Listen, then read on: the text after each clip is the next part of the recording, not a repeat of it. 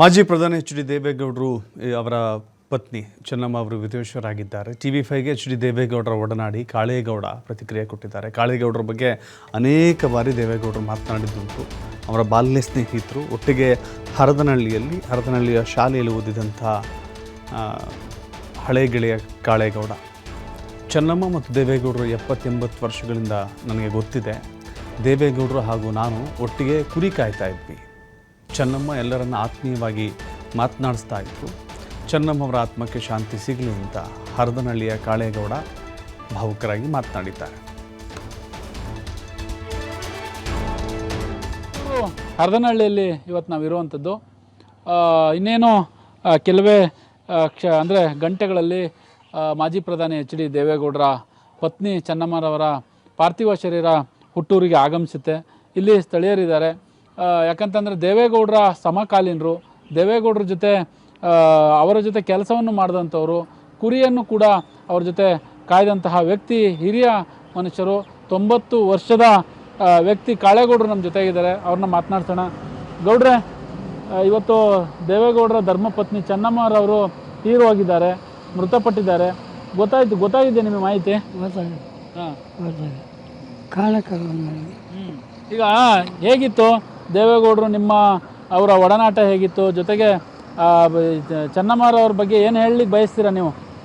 ಚೆನ್ನಮ್ಮರಿಗೂ ನಮಗೂ ಸಂಬಂಧ ಇಲ್ಲ, ಯಾವ ಗೌಡ್ರಿಗೂ ನಮಗೆ ಸಂಬಂಧ. ಅವರೇ ನಮ್ಮ ಭೇಟಿ ಜಾಸ್ತಿ ಸಿಗಲಿಲ್ಲ. ಚೆನ್ನಮ್ಮರು ಅವ್ರು ಮದುವೆಗೂ ಅವ್ರು ಹೋಗ್ಬೇಕು, ನಮ್ಮ ಕೂಡ ಏನು ಜಾಸ್ತಿ ಮಾತಾಡಿಲ್ಲ. ದೇವೇಗೌಡರು ನಿಮ್ಮ ಸಂಬಂಧ ಹೇಗಿತ್ತು? ಅವರು ನಾವು ಚೆನ್ನಾಗಿ ಕುರಿ ಕಾದೆವು, ಎಲ್ಲ ಓದಕ್ಕೂ ಹೋದೆವು. ಅವರು ನಾವು ಕುರಿ ಕಾಯಕ್ಕೆ ಹೋದೆವು, ಅವ್ರು ಚಂದ ಹಚ್ಕೊಂಡು ಓದಿದ್ರು. ಅವ್ರು 8ನೇ ಕ್ಲಾಸ್ ಓದಿದ್ದು, ಕಾಡಿಗೆ ಓದ್ಕೊಂಡು. ಅವರು ಈಗ ನಿಮ್ಮ ಸ್ನೇಹಿತರ ಪತ್ನಿ ಮೃತರಾಗಿದ್ದಾರೆ, ಏನು ಹೇಳಿಕ್ಕೆ ಬಯಸ್ತೀರಾ? ಏನು ಹೇಳೋಣ, ಏನು ಹೇಳೋಣ. ಹೇಗಿದ್ರು ಗ್ರಾಮಸ್ಥರ ಜೊತೆ ಎಲ್ಲ ಹೇಗಿದ್ರು? ಗ್ರಾಮದಲ್ಲೂ ನಾವು ಇಬ್ಬರು ನಮ್ಮ ಜೊತೆ ಪುಸ್ತಕ 2 ವರ್ಷ ಆಗೋಯ್ತಲ್ಲ, 2 ವರ್ಷ ಆಗೋಯ್ತು. ಈಗ ಬಂದಾಗ ಎಲ್ಲ ಅನುಮಾನ ಮಾಡ್ತಾರೆ, ಮಾತಾಡ್ಸೋಕ್ಕೆ ಅನುಮಾನ ಮಾಡ್ತಾರೆ. ಅವ್ರಿಗೆಲ್ಲ ಪರಿಚಯ ಆಗೋದಿಲ್ಲ, ಎಲ್ಲ ಮರ್ತೋಗಿರ್ತಾರೆ. ನಾವು ನೆಲ್ಕೊಂಡಿರ್ತೀವಿ, ಅವ್ರು ಮರ್ತೋಗ್ಯಾರ. ಹಿಂಗಾಗಿದೆ, ಏನು ಮಾಡ್ತೀವಿ. ಈಗ ಮತ್ತೊಬ್ಬರಿದ್ದಾರೆ ಗ್ರಾಮಸ್ಥರು ನಮ್ಮ ಜೊತೆ ಮಾತನಾಡ್ಸೋಣ. ಸರ್, ಈಗ ಚೆನ್ನಮ್ಮರವರನ್ನ ನೀವು ಕೂಡ ಚಿಕ್ಕ ಮಕ್ಕಳಿಂದ ನೋಡಿರ್ತೀರಿ.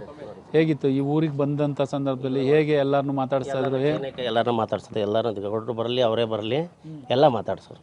ಎಲ್ಲರನ್ನೂ ಕರೆದು ಎಲ್ಲರನ್ನೂ ಒಳ್ಳೆದಾಗಿ ಮಾತಾಡಿಸಿ ಕಳಿಸೋರು. ಗ್ರಾಮಸ್ಥರ ಜೊತೆ ಹೇಗಿದ್ರು ಅವರು? ಚೆನ್ನಾಗಿದೆ ಇದ್ರು ದೇವೇಗೌಡರು. ಎಲ್ಲ ಬಂದಾಗಿದ್ದೆಲ್ಲವ ಕರೆದು ಎಲ್ಲರೂ ಮನೆಗೆ ಕರೆದು ಎಲ್ಲರನ್ನೂ ಮಾತಾಡಿಸಿ ಎಲ್ಲ ಒಳ್ಳೆದಾಗಿದ್ದಿತ್ತು. ಸುತ್ತಮುತ್ತ ಹಳ್ಳಿಲೆಲ್ಲ ಅವ್ರಿಗೆ ಇದೈತೆ ಬಿಡಿ, ಒಳ್ಳೆ ಇದೈತಿ. ಹಂಗಾಗಿ ಅದು ಭಾರಿ ಇದಾಗಿದೆ.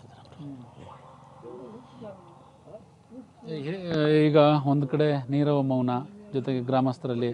ಯಾಕಂತಂದರೆ ಚಿಕ್ಕದ್ರಿಂದ ಅತಿ ಸಣ್ಣ ಹುದ್ದೆಯಿಂದ ದೊಡ್ಡ ಹುದ್ದೆಯ ತನಕ ಹೋಗಿದ್ದಂಥವ್ರು ದೇವೇಗೌಡರು. ಅವರ ಪತ್ನಿ ಈಗ ಮೃತಪಟ್ಟಿದ್ದಾರೆ. ನೀವು ಗ್ರಾಮಸ್ಥರಾಗಿ ಇವತ್ತು ಹೇಗೆಲ್ಲ ಅದರ ಅಂತಿಮ ದರ್ಶನದಲ್ಲಿ ಪಾಲ್ಗೊಳ್ತೀರಿ? ಮತ್ತು ಗ್ರಾಮದಲ್ಲಿ ಯಾವ ಥರ ವಾತಾವರಣ ಇದೆ? ಈ ಸಂಪ್ರದಾಯದಲ್ಲಿ ಹಿಂದೆ ಹೇಳ್ತಾ ಇದ್ರು, ಗ್ರಾಮದಲ್ಲಿ ಯಾರಾದರೂ ಒಬ್ಬರು ಮೃತಪಟ್ಟರೆ ಮನೆಯಲ್ಲಿ ಅಡುಗೆ ಮಾಡ್ತಾ ಇರಲಿಲ್ಲ, ಎಲ್ಲರೂ ಕೂಡ ಒಟ್ಟಿಗೆ ಸೇರ್ತಾ ಇದ್ರು. ಆ ಥರದ ಸಂಪ್ರದಾಯವನ್ನು ಈಗಲೂ ಉಳಿಸ್ಕೊಂಡಿದ್ದಾರೆ ಹಳ್ಳಿಲಿ? ಈಗಲೂ ಐತೆ ಸರ್, ಈಗಲೂ ಐತೆ.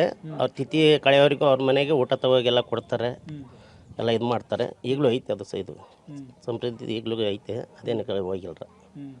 ಎಲ್ಲ ಐತಾರೆ ಈಗಲೂ. ಏನು ರೇವಣ್ಣರವರು ಈಗ ಅಲ್ಲಿ ಬೆಟ್ಟದ ತಪ್ಪಲಿನಲ್ಲಿ ಅಂತ್ಯಕ್ರಿಯೆ ಮಾಡ್ತಾ ಇದ್ದಾರೆ. ಮೊದಲೇ ಏನಾರ ಆ ಥರದ್ದು ಹೇಳ್ಕೊಂಡಿದ್ರೆ ಯಾರಾದ್ರೂ ಗ್ರಾಮಸ್ಥರ ಜೊತೆ ಹೇಗೆ? ಇಲ್ಲ, ಇಲ್ಲಿ ಅವ್ರ ತೋಟಕ್ಕೆ ಅಂತ ಹೇಳಿದರು.